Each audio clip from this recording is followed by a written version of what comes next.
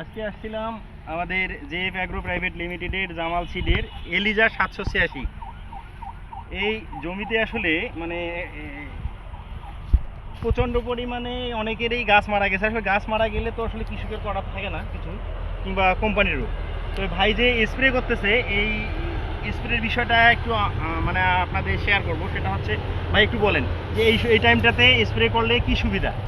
এটা আমি স্প্রে করলে এখন স্প্রে করতেছি ছত্রাকনাশক, যাতে গাছে ছত্রাক ধরলে পরে গাছের পাতা হলুদ হয়ে যায়। হলুদ হয়ে গেলে পরে গাছ ঠিক মতো খাদ্য তৈরি করতে পারে না, তখন ফলগুলো টুংরায় যায় আর ফল ভালো আসে না।